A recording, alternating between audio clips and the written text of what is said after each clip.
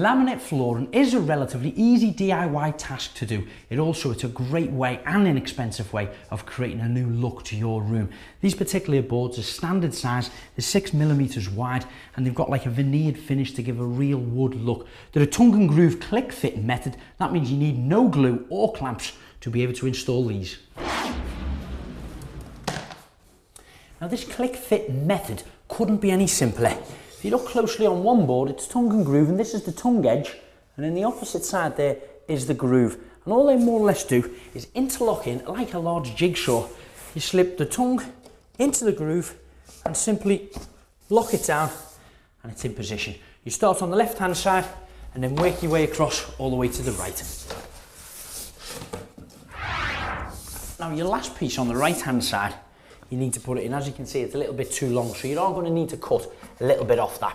Just get your tape measure, take a measurement of the piece. Now before you transfer that onto your board and cut it, you must bear in mind that you need to put a minimum of a 10mm expansion gap all the way around the outside. Because of the different changes of climate in the room, sometimes it can expand and contract back to its normal size, and it just needs that little bit of give at the sides. Otherwise, it could end up bulging in the air summertime.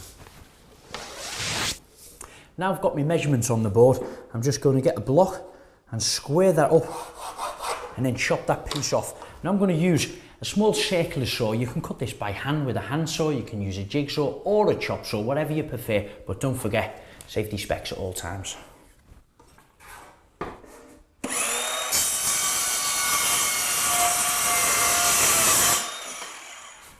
Okay, now that's cut to size.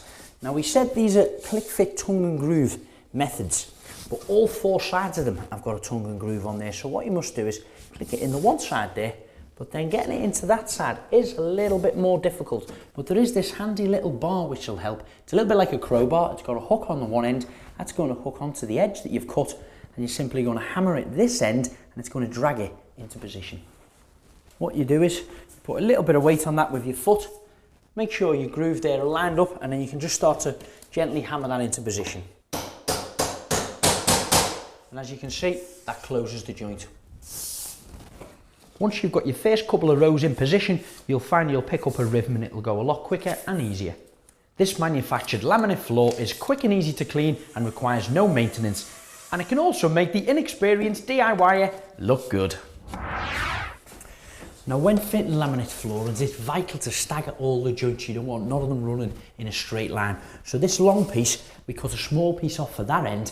We don't want to waste any either, so the offcut, which is the bigger bit, we start this end. The cut will go into that wall and be covered up, and it'll still leave the tongue and groove on that end to continue the row. Now another tool that you'll find handy when fitting laminate floor is a hammering block, and as you can see, got a little groove in it, exactly the same as the wood itself, and it allows you to hammer it. And what this does, it doesn't damage the board. The beauty about laminate floors, you've got a variety of different looks, from hard to softwood, even to slate and tile effect. Once you've completed one room, you'll find it so easy to fit, you'll want to take on the rest of the house. Now, as you can see, the last piece is too wide to actually go in, so it needs trimming down. When you're measuring up for this, you've got to take into consideration you still need your expansion gap along that wall. Remember, that has to be around the whole room. So what we do is we take a measurement of what it is, then deduct 10mm and transfer that measurement onto your board. And then you do the exact same further up. You might find it differs a little bit if the wall runs out. Again, transfer that measurement on there. I'm going to get another board now, lay that over the top, so it's crossing one mark and it's also crossing the other mark. Taking a pen, striking a line all the way up there, and then that's the piece I need to trim off. So again, I'm going to do this using the circular saw. Not forgetting your safety specs.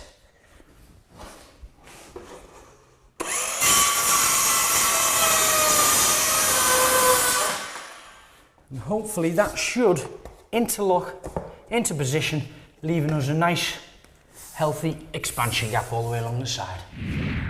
So now the final piece of the jigsaw is complete, or should I say laminate flooring. But for me, the icing on the top of the cake is to finish off all around the edges and hide that expansion gap. As you've probably noticed, this particular room isn't finished off, I've still got to put my skating boards against there, and that's going to cover up that gap. But however, at home, if you've got your skating boards in place, you must still leave that 10mm expansion gap all the way around the room. And what you do, you hide it with a thing called a quad ped, and that's simply just tacked against the skating board.